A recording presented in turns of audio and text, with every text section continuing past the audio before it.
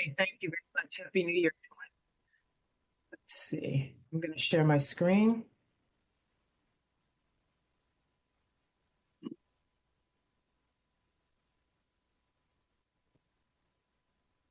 Are you able to see that? Yes. Okay, good. Okay, I do want to just respond to a couple of the comments.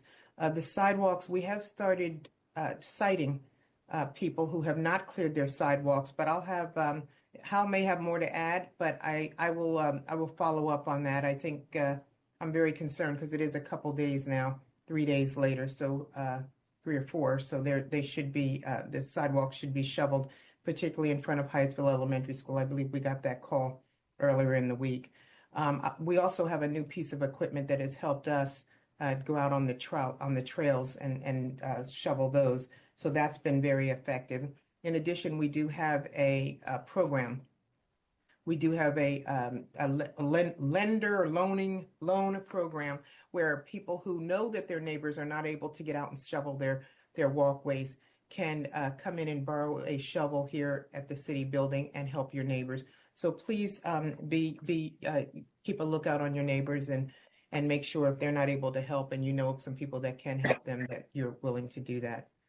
But with more to follow on what's been happening. Uh-oh, let me take my subtitles off. I just noticed that's happening. Sorry about that. Okay, so this is the agenda that we will follow. It's not moving. All right. Here's the agenda that we'll follow.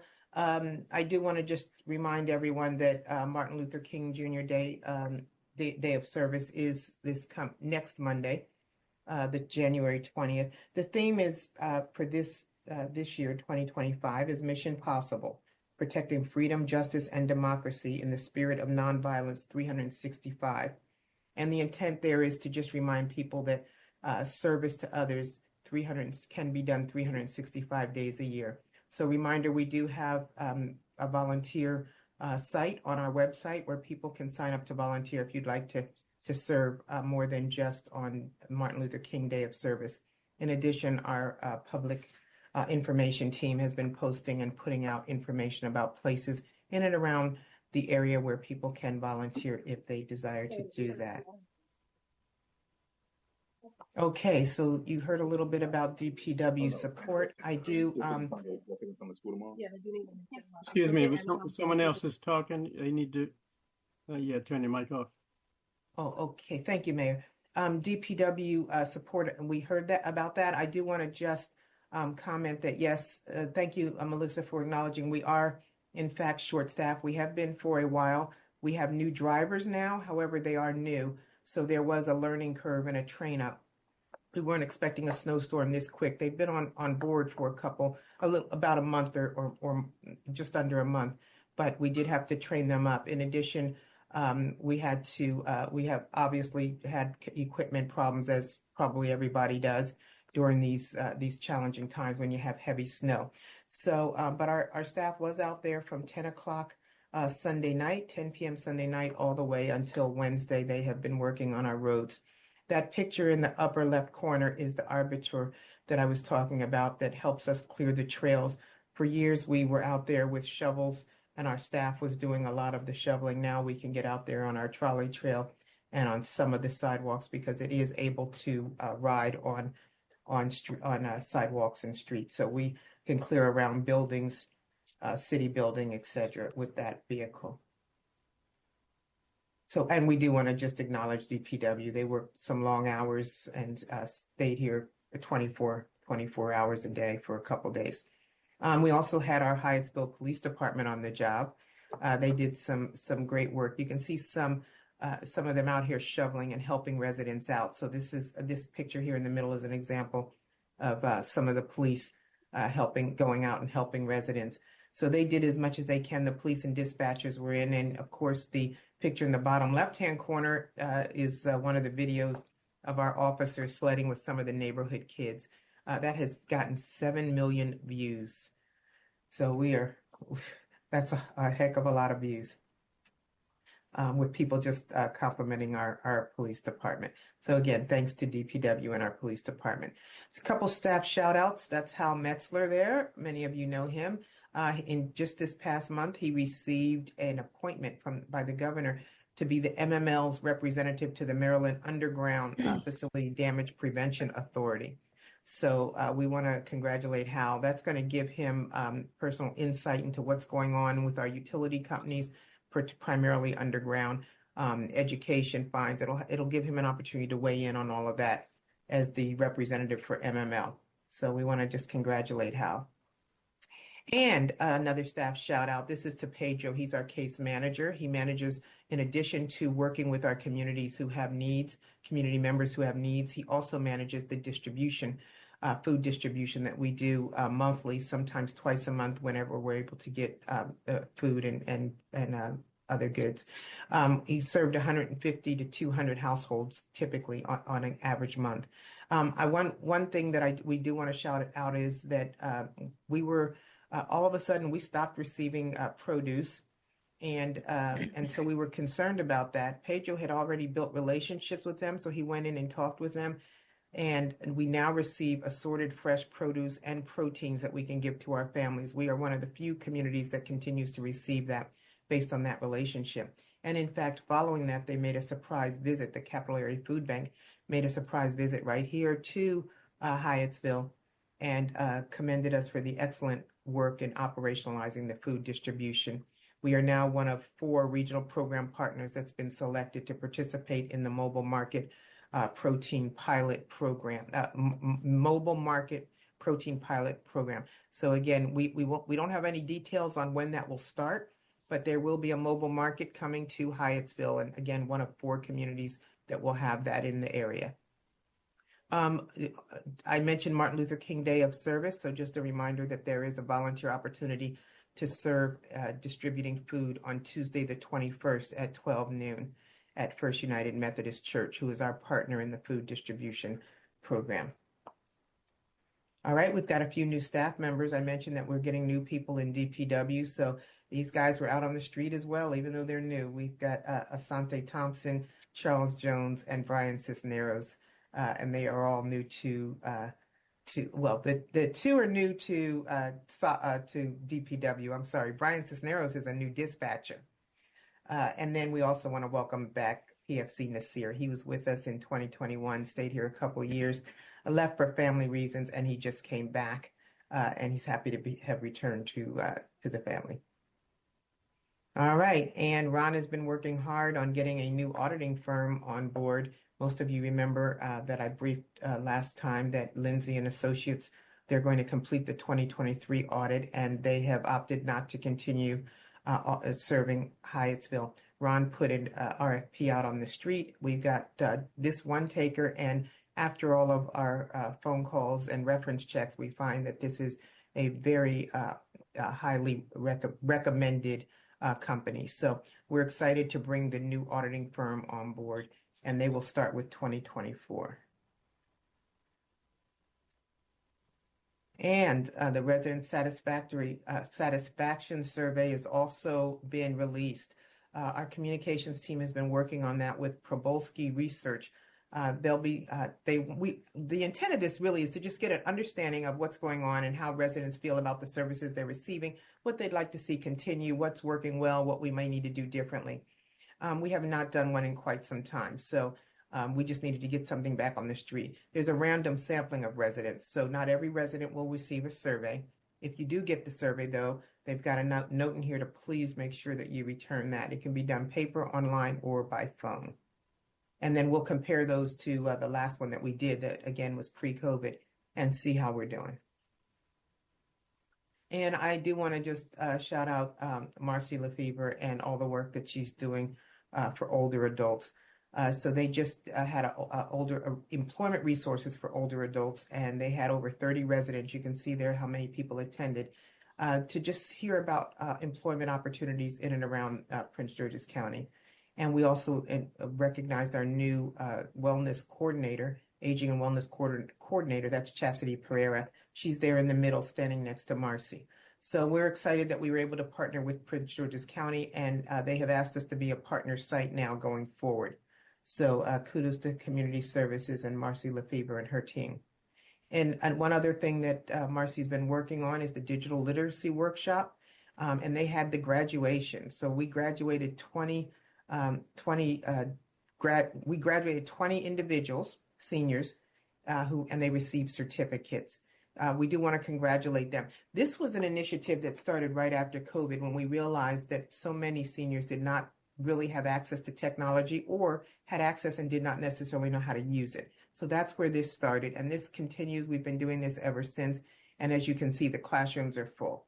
So this seems to be very well received, and people are very grateful for it. And then finally, we had the winter camp. I sent a note about that, but we do this on winter break. So our youth services staff doesn't get to take a break when everyone else is. They have all the young kids. They had 40 campers this break, and they participate in all kinds of things. You can see all the great pictures. But our youth services team continues to work hard. I'm going to go through the weekly offerings, and then I'm going to turn it over to Sherry to close us out. Sherry will do the decorating contest winners. All right, so weekly offerings, that's the seated yoga class. That's on Wednesdays, 10 to 11. And then we have a Zumba class. That's also on Wednesdays, that's 4 to 5. And then Creative Minds sessions. So you can see the sessions starting in January through March 11th. English sessions are Tuesdays and Spanish sessions are Thursdays. Okay. And then we've got a few committee meetings coming up. Remember now, we meet again next Monday. So that's why the upcoming meetings are so short. These are just the ones that are going to happen this week. So that's the Ethics Commission meeting on Tuesday, Environmental Committee meeting on Tuesday, Code Compliance Advisory meeting on Wednesday, Educational Facility Task Force meeting on Thursday, and the Planning Committee meeting on Tuesday as well. And let's see, I think, do I have one more? A few other things. Movie Wednesday will happen this Wednesday. CERT team meeting is also going to happen Wednesday. That's 6:30 to 8:30. That's a real dedicated team. They've been really working hard. The Narcan training is on Thursday of this week, 6 to 7. And Friday again from 10 to 11 a.m. Night Owls is the opportunity for parents to get out and drop their kids off. That's on Friday the 17th from 6 to 9. Invasive removals from local parks. That's on Saturday. And fresh produce distribution is also it's on Tuesday the 21st. So the next meeting, I think I said the next meeting will be next Monday. It is actually next Tuesday, because Monday is Dr. King and the city building is closed. You can see there'll be no yard waste and compost pickup, but regular trash will remain the same. And let's see, Monday we'll move to Tuesday, Tuesday to Wednesday, Wednesday to Thursday, Thursday to Friday, Friday to Saturday. Okay, so I am going to now turn this over to Sherry Everhart, who works every year to encourage people to put lights up and then make sure that people submit pictures so that we can identify those who went all out. So Sherry, it's all on you. Thank you so much, Tracy. Good evening, Mayor Crosland, members of the City Council, staff, and all of our residents watching from home. It is my pleasure to announce the winners for this year's Battle of the Lights contest. We did rename the contest this year, so hopefully everybody's loving this new name and getting behind it. We had some really great submissions this year. So we'll start with Ward 1. The Ward 1 first place, 4226 Nicholson Street. Ward 1 second place, 4532 Buchanan Street. Third place, 4705 Banner Street. And Ward 2 first place, 3927 Madison Street. Second place, 3811 Oliver Street. Third place, 3915 Madison Street. And Ward 3, we had one submission. Our first place winner goes to 3300 Gumwood Drive. Beautiful. Okay. And on to Ward 4, first place, 3101 Lancer Drive. Second place, 2900 Lancer Drive. And third place, 3113 Nicholson Place. And Ward 5, we had one submission. Our first place goes to 3607 37th Avenue. And Mayor and Council, I think that's all we have. There's one more slide. One more. One more. Uh-oh. One more. Okay. One more. Let's see. That's okay. Oh, we there need it is. to make sure we get Okay. the mayor's choice in That's here. right. So Can't forget that. For this year, Mayor Crosland has chosen as his choice 3900 Lancer Drive. So I want to just congratulate everybody. I want to thank all the residents who nominated homes, who voted for homes, and we look forward to seeing all of the homes that are nominated this year. Thank you. Thank you. Thanks, Sherry. Okay, I'm going to stop share and take any.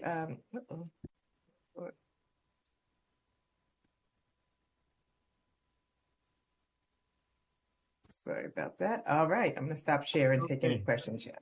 All right, thank you. Mr. Dennis. Thank you, Mr. Mayor. Thank you, Ms. Douglas.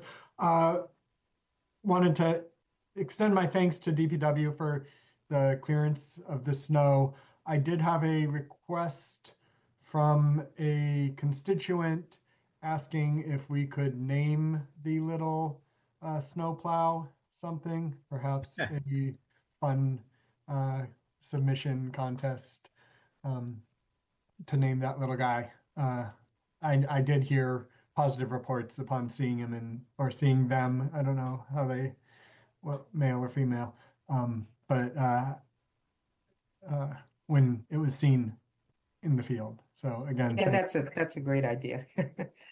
Yeah, that and it is heated inside, and it's just great. It makes such a huge difference to our staff who used to be out there shoveling away.